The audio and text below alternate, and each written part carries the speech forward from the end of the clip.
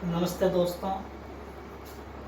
जैसा कि हमने पीछे की 2 क्लासें ली थी, ऑनलाइन क्लासें, उन दोनों क्लासों में आपने जो अपने पहली यूनिट थी, जो पहली यूनिट अपनी है कि आवर्तबीजी पादपों में जनन, उस आवर्तबीजी पादपों में जनन में 4 अपने लेसन हैं पहली यूनिट में।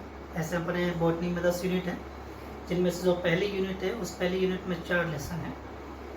4 लेसन में हमने पहला लेसन हमने कंप्लीट कर लिया था अपनी 2 ऑनलाइन क्लासेज में। तो हमने पहली और दूसरी यूनिट में क्या पढ़ा, एक बार मैं आपको थोड़ा सा उसके बारे में बता देता हूँ। हमने पहली यूनिट में पढ़ा था एसेक्सुअल यानी अलैंगिक जनन के बारे में, और दूसरे क्लास में हमने पढ़ा था लैंगिक जनन के बारे में। तो हमने जो अलैंगिक जनन के बारे में पढ़ा था कि पादपों में अलैंगिक जनन क्या होते हैं, कितने प्रकार के होते हैं, उनके बारे में पढ़ा था। तो अलैंगिक जनन हमने कहा था कि अलैंगिक जनन 2 प्रकार के होते हैं। एक तो होता है अनिषेक बीजता और दूसरा अपने होता है कायिक जनन। कायिक जनन में हमने फिर 2 बात की। कायिक जनन हमने कहा कि एक प्राकृतिक कायिक जनन और एक आपके कृत्रिम कायिक जनन। प्राकृतिक फिर हमने बात की थी, कृत्रिम में हमने बात की थी, ये सारी हमने बात कर ली थी। फिर हमने बात की थी कि जो लैंगिक जनन है वो लैंगिक जनन पादपों में किसके द्वारा होता है, पुष्पों के द्वारा यानी फूलों के द्वारा। फूलों में हमने बात की थी फूलों के 4 चक्र होते हैं। 4 चक्र हमने कहा कि बाह्य दलपुंज जो सबसे बाहर होता है, फिर अंदर जाते हैं तो आपके दलपुंज, उसके बाद आपके उमंग, उसके बाद आपके जाया। जिनमें से जो उमंग और जायांग है यही पादप के क्या होते हैं कि जननशील भाग होते हैं। बाकी जो बाह्य दलपुंज है ये दोनों भाग पादप के क्या होते हैं, सहायक भाग होते हैं। अब उससे आगे चलते हैं हम। जो अपना सेकंड लेसन है वो सेकंड लेसन हम पढ़ते हैं, और सेकंड लेसन का जो टॉपिक हम पढ़ेंगे आज वो हम पढ़ेंगे नर युग्मकोद्भिद की संरचना एवं विकास। नर युग्मकोद्भिद की संरचना एवं विकास। अब नर युग्मकोद्भिद कैसे क्या होता है, ये धीरे जैसे हम लेसन पढ़ेंगे वैसे वैसे समझ आता है। बस मेरे साथ चलते रहिए, अच्छे से पढ़ते रहिए। देखिए, सबसे पहले हम बात करते हैं कि कल हमने कहा था कि पादप जो है उसमें लैंगिक जनन किसके द्वारा होता है, पुष्पों के द्वारा। हमने पुष्पों के सारे भागों की हमने बात की थी, 4 भागों की हमने बात की थी। उनमें से 2 जो भाग थे हमारे, एक उमंग और जायंग, यही पुष्प के क्या थे, मुख्य भाग थे। तो हमने बात करते हैं आज आपके अंदर युग्मकोद्भिद की संरचना विकास में। इसमें पहली लाइन आती है कि आवर्तबीजी पादपों में नर जननांग पुंकेसर होता है। यह बच्चे से जानते हैं, कोई बताने की जरूरत नहीं है। उसी को एक दूसरा नाम दे दिया जाता है लघु बीजाणुपण। इसी का दूसरा नाम क्या होता है, लघु बीजाणुपण। एग्जाम में आ जाए लघु बीजाणुपण की संरचना बताइए तो आपके दिमाग में आ जाना चाहिए कि पुंकेसर को ही लघु बीजाणुपण कहते हैं। ऑलराइट, कोई दिक्कत नहीं। फिर हम पुंकेसर की बात करते हैं कि पुंकेसर की संरचना की बात करें कि पुंकेसर जो है उस पुंकेसर के अंदर 3 भाग होते हैं। हमने कल भी बात की थी, आज वापिस हम बात करते हैं। पुंकेसर का पहला जो भाग होता है उस पहले भाग को हम कहते हैं परागकोश। क्या कहते हैं, परागकोश। इसी का दूसरा नाम होता है परागपुट। इसी का दूसरा नाम क्या होता है, परागपुट, यानी परागकोश या परागपुट। इसको इंग्लिश में कहते हैं एंथर। इसी को इंग्लिश में कहते हैं एंथर, या इसको कहते हैं पोलन सेक। दूसरा होता है कि योजी। दूसरा आपका होता है योजी। ये योजी जो होता है, मैंने नीचे लिख रखा है बंदीय। बंदीय का मतलब होता है कि ये कोई भी योगदान नहीं करता, यानी ये क्या होता है कि जनन में किसी भी तरह का योगदान नहीं करता है। तीसरा होता है कि पुतंतु। पुतंतु क्या होता है कि जो आपके पुष्पासन से जुड़ी हुई संरचना जो होती है उसे हम क्या कहते हैं, पुतंतु कहते हैं। क्या मेरी बात समझ आई कि नहीं। आवर्तबीजी पादपों में नर जननांग पुंकेसर होता है, जिसे हम क्या कहते हैं, लघु बीजाणुपण कहते हैं। इस पुंकेसर के हमने 3 भाग की बात की थी, परागकोश, योजी और पुतंतु की हमने बात की थी। एक बार इसको ध्यान से आप देखिए।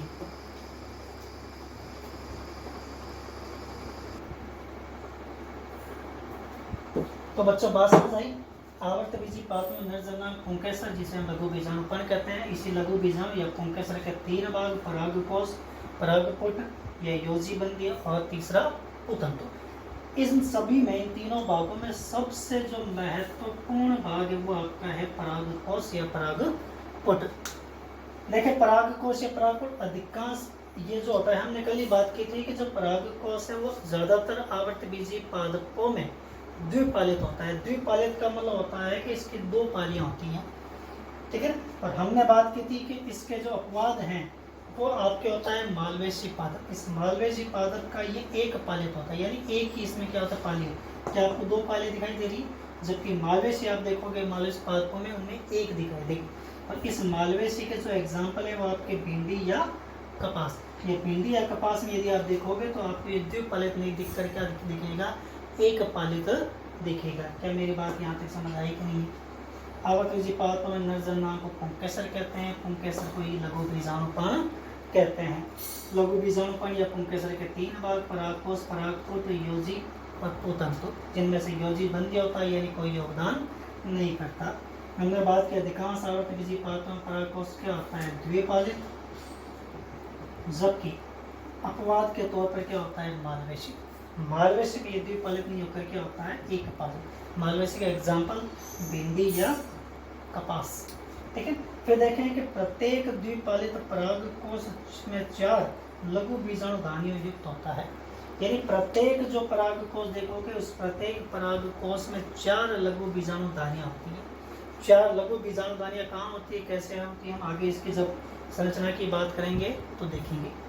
देखें अब यदि मैं परागकोश जो है उस परागकोश के मैं क्या करूँ कि अनुप्रस्थ काटूँ, यानी मान लो कि ये परागकोश है, इस परागकोश में ऐसे काट रहा हूँ, इस परागकोश को इस तरह से, ये इस तरह से काटते हैं तो उसे कहते हैं अनुप्रस्थ काट, और ऐसे काटते हैं तो उसे कहते हैं अनुदैर्ध्य काट कहते हैं। तो हम परागकोश के क्या करते हैं अनुप्रस्थ काट को काटते हैं। तो अनुप्रस्थ काट को जब हम काटते हैं तो हमें ये इस तरह से दिखाई देता है। तो ये आप देख सकते हैं कि द्विपालित है, और द्विपालित में ये जो गोल आपको संरचनाएं दिखाई दे रही है ये गोल संरचनाओं को कहते हैं लघु बीजाणुधानी। ध्यान रखें शुरुआत में जब आप देखते हैं कि परागकोश की संरचना इस तरह की नहीं होती। शुरुआत में क्या होता है कि जो आपके परागकोश है उस परागकोश की संरचना इस तरह से नहीं होती। ये आपको समझ आ गया होगा, कोई दिक्कत नहीं, इसको मैं हटा देता हूँ। देखिए शुरुआत में क्या होता है कि जो परागकोश है वो परागकोश इस तरह से गोल संरचना होती है, जिनमें बहुत सारी कोशिकाएं क्या होती है समव्यासी कोशिकाएं इस तरह से लगी हुई रहती हैं। इन सभी कोशिकाओं में से क्या होता है कि कुछ कोशिकाएं यानी एक कोशिका जो होती है, इन सभी में क्या होती है कि एक कोशिका यानी इस तरह से बहुत सारी कोशिकाएं लगी होती है। इन सभी में जो होती है एक कोशिका क्या करती है अपने आकार में क्या कर लेती है वृद्धि कर लेती है। इस आकार में वृद्धि करने वाली कोशिकाओं को हम कहते हैं परपशु कोशिका। इसे हम क्या कहते हैं परपशु कोशिका। इसे क्या कहते हैं परपशु कोशिका। ये जो परपशु कोशिका है इस परपशु कोशिका में क्या होता है कि एक अपनत विभाजन परिणत विभाजन होता है। इसमें क्या होता है कि परिणत विभाजन होता है। अब देखें कि आपके सामने कई बार दो नाम आएंगे, एक तो अपनत और एक परिणत। तो ध्यान रखें कि यहाँ देखें कि जो आपका अपनत है उस अपनत इस तरह से दो कोशिकाएं बनती अपनत में, ये विभाजन कहलाता है अपनत। और ये जो विभाजन इस तरह से होता है उसे हम कहते हैं परिणत विभाजन। क्या मेरी बात समझ आई कि नहीं? जो इस तरह से कोशिका को यदि काटें तो नॉर्मली कह सकते हैं कि अनुप्रस्थ, ठीक है ना, और अनुदैर्ध्य जो है। तो यदि हम परपशु कोशिका किसने कहा कि जो परागकोश था उस परागकोश में बहुत सारी कोशिकाएं थी, उनमें से एक कोशिका अपने आकार में क्या कर लेती है वृद्धि कर लेती है, उस कोशिका को हम कहते हैं परपशु कोशिका। और इस परपशु कोशिका के अंदर एक क्या होता है कि परिणत विभाजन होता है। तो परिणत विभाजन होने से इस तरह से ये क्या करता है कि दो कोशिकाओं में बंट जाता है। कितने बन जाता है? दो कोशिकाओं में बंट जाता है। एक कोशिका को हम कहते हैं प्राथमिक द्वितीय कोशिका,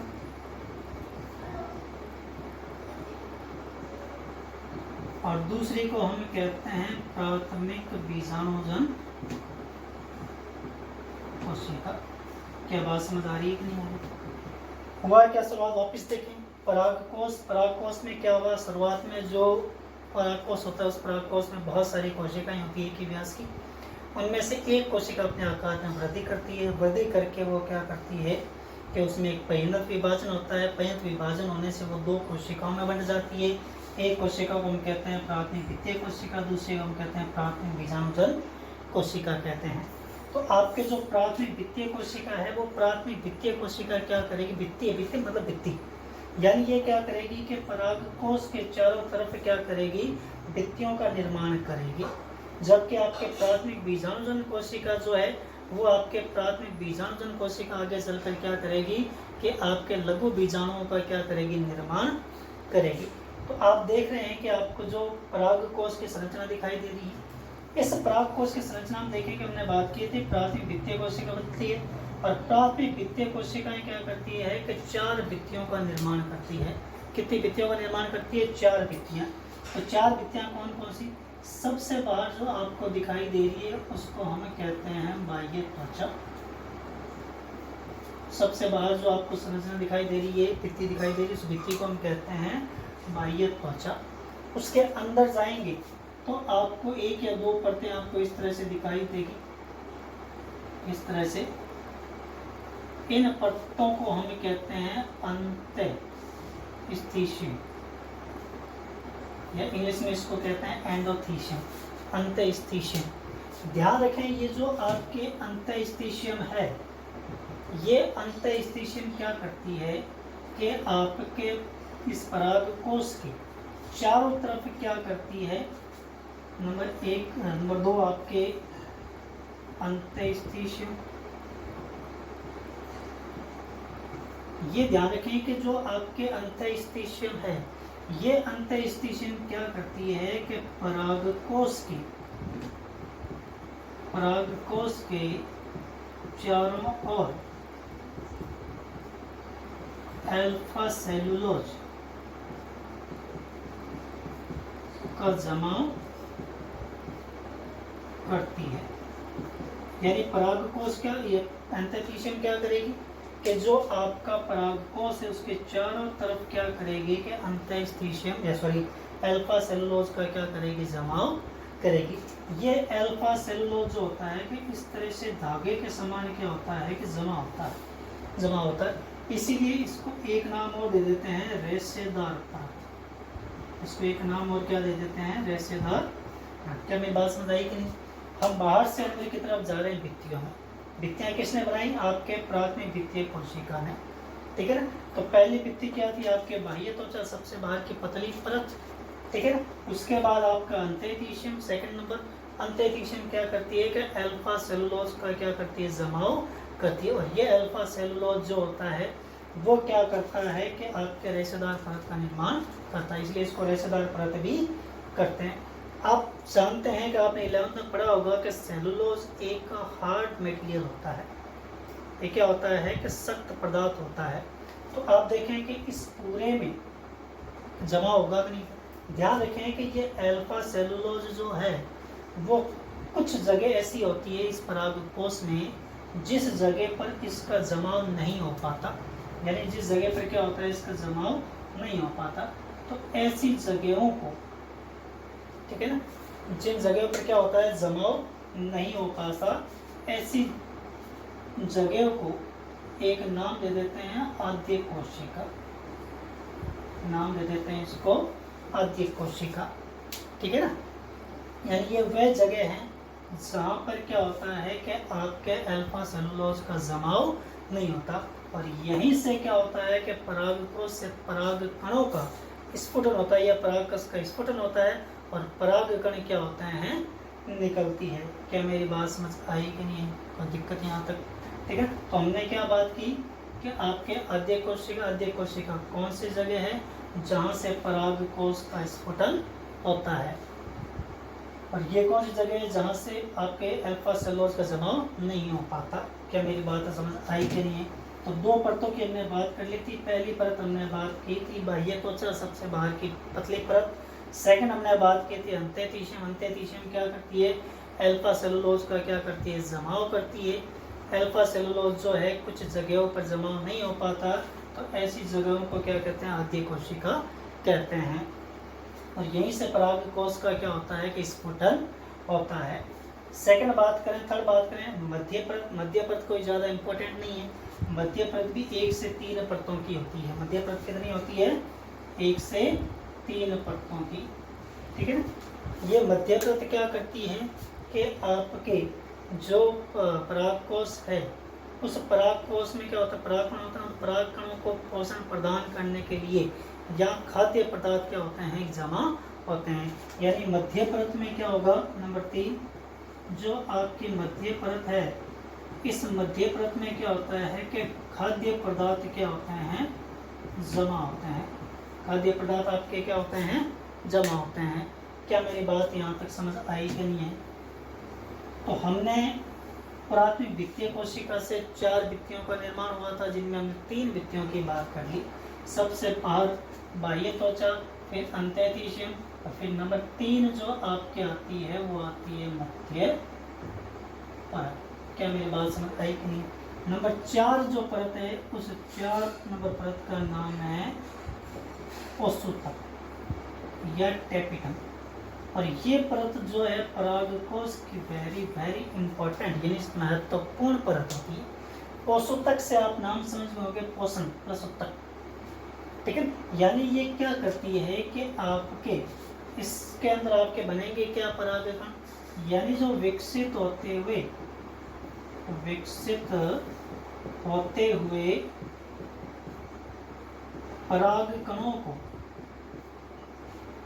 परागकणों को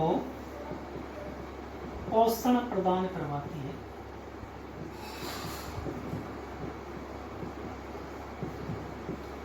मैंने क्या कहा, पोषण प्रदान करवाती है, यानी खुद पोषण नहीं देती। ये क्या करती है, आपके मध्य परत से लेती है, और मध्य परत से लेकर क्या करती है कि जो परागकण विकसित हो रहे हैं उन परागकणों को विकसित होते हुए परागकणों को क्या करती है, पोषण प्रदान करती है। नहीं समझ आ रहा तो एक बात समझो, जैसे मनुष्य में क्या होता है, गर्भ होता है माता का, उस गर्भ के अंदर क्या होता है कि बच्चा जो होता है पोषण कैसे प्राप्त करता है। तो वो जो पोषण प्राप्त करता है कि आपने नाम सुना होगा प्लेसेंटा, या जिसे कहते हैं आंवल, उसी से वो क्या करता है, पोषण प्राप्त करता है। तो इनमें ऐसा कुछ होता नहीं है कि आंवल वगैरह, तो इनमें क्या होता है कि ये जो पोषक है यही क्या करता है कि विकसित होते हैं परागकणों को क्या करता है, पोषण प्रदान करवाता है। क्या मेरी बात समझ आई कि नहीं है? ये जो आपके पोषक हैं ये 2 तरह के होते हैं, एक होता है अमीबीय और दूसरा होता है ग्रंथि। ये जो अमीबीय है ये जो आद्य आवर्तबीजी हैं उनमें पाया जाता है, और जो विकसित आपके आवर्तबीजी हैं उनमें क्या पाया जाता है, ग्रंथिल पाया जाता है। ये ज़्यादा कोई इंपॉर्टेंट नहीं है।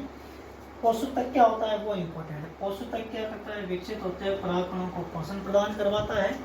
और ये होते हैं कितने तरह के, 2 तरह के, अमीबीय और ग्रंथिल। अमीबीय किसमें पाया जाता है, आदि आवर्तबीजी यानी पुराने जो आवर्तबीजी हैं उनमें, और दूसरा होता है ग्रंथिल यानी विकसित आवर्तबीजियों में ये पाया जाता है। बताइए क्या ये बात समझ आई कि नहीं आई? कोई दिक्कत नहीं है। अब देखें नेक्स्ट, अब इनमें ध्यान रखें एक चीज और,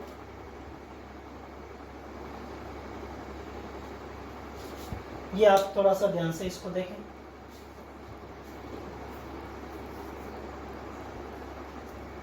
देखें तो हमने बात की प्राथमिक वित्तीय कोशिका, 4 बाह्य त्वचा, अंतःशियम, मध्य परत, ओसुतक। इनमें से ध्यान रखें, बाह्य त्वचा सबसे बाहर की परत, फिर सेकंड आपके अंतःशियम, और तीसरी होती है आपके मध्य परत, चौथी ओसुतक। ये ओसुतक जो है वो सबसे इम्पोर्टेंट है। क्या मेरी बात समझ आई कि नहीं? सेकंड एक इम्पोर्टेंट आपके अंतःशियम है। अंतःशियम में ध्यान रखना कि हमने कहा था कि अंतःशियम क्या करती है कि अल्फा सेलुलोज, यानी अंतःशियम क्या करती है कि अल्फा सेलुलोज का क्या करती है, जमा करती है। और अल्फा सेलुलोज जिस जगह पर जमा नहीं होता है उस जगह को हमने आद्य कोशिका, या इसी को एक और नाम दे देते हैं स्टोमियम, या इसको नाम क्या दे देते हैं, स्टोमियम। तो एग्जाम में यदि आ जाए आपके कि भाई स्टोमियम क्या होता है, एग्जाम आ गया स्टोमियम किसे कहते हैं, तो स्टोमियम का ध्यान रखना कि आपके परागकोश के वह स्थान जहाँ पर अल्फा सेलुलोज का जमाव नहीं होता है या जहाँ से परागकोश का स्फुटन होता है, उस जगह को क्या कहते हैं? स्टोमियम या आद्य कोशिका कहते हैं। फिर हमने थर्ड बात की थी पोषक। पोषक क्या करता है? विकसित होते हुए परागकणों का क्या करता है? जमाव करता है। क्या मेरी यहाँ तक बात समझ आई कि नहीं आई? एक ध्यान रखें कि आपके जो ये पोषक है, इन पोषकों में क्या होता है? कुछ गोल प्रोटीन युक्त संरचनाएं होती है।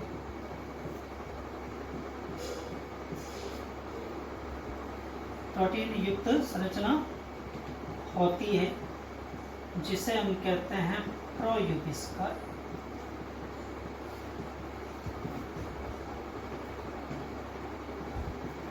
क्या मेरी बात समझ आएगी?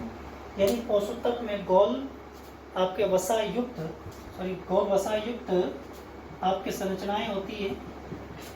उन वसायुक्त संरचनाओं को हम क्या कहते हैं? प्रोयूबिस्काएं कहते हैं। ये जो प्रोयूबिस्काएं है, इस प्रोयूबिस्काएं के ऊपर स्पोरोपोलेनिन, इस प्रोयूबिस्काएं के ऊपर क्या होता है? स्पोरोपोलेनिन का जमा हो जाता है, तो उसे हम कह देते हैं यूबिस्काई। उसे हम क्या कह देते हैं? यूबिस्काई। तो एग्जाम में आपसे सीधा पूछा जा सकता है कि यूबिस्काई किसे कहते हैं। वापस एक बार देख लें क्या होता है यूबिस्काई, बड़ा इंपॉर्टेंट है, हो सकता है आपके एग्जाम में पूछ लिया जाए। यूबिस्काई,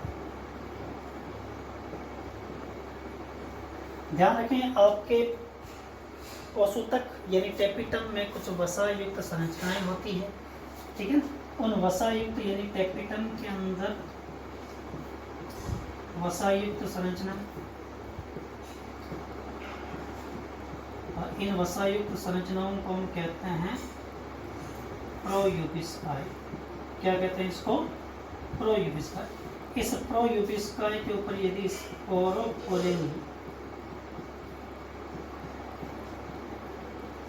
स्पोरोपोलेनिन का जमाव हो जाता है, तब इस संरचना को हम कह देते हैं यूबिस्काई।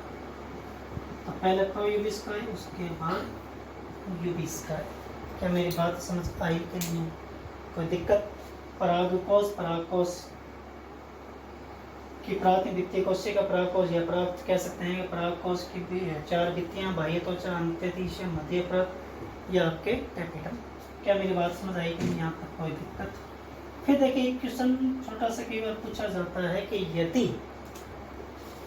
यदि क्या हो जाए है कि जो आपके टेपिटम है वो हास हो जाए, यदि टेपिटम क्या हो जाए? हास, तो परागकणों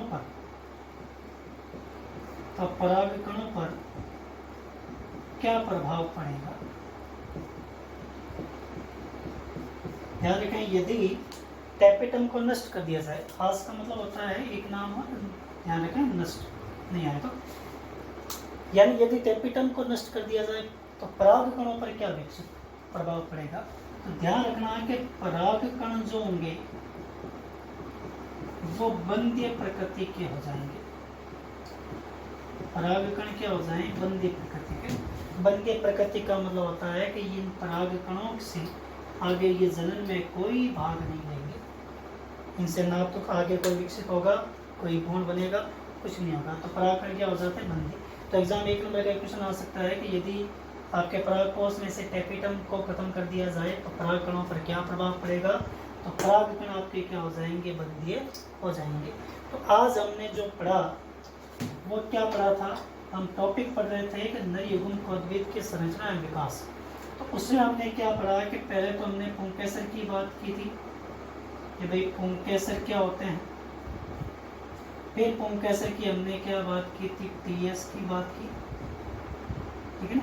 यानी हमने इसका क्या किया? अनुप्रस्थ काटा, ठीक है। टीएस की बात की थी उसकी। फिर हमने इस पुंकेसर की जो थी या परागकोश जो था, टीएस किसकी काटी हमने? आपके परागकोश की, पुंकेसर के कितने भाग थे उसकी हमने बात की थी। फिर हमने क्या किया, परागकोश जो था उस परागकोश की भित्तियों की बात की। भित्तियों में हमने 4 भित्तियों की बात की थी।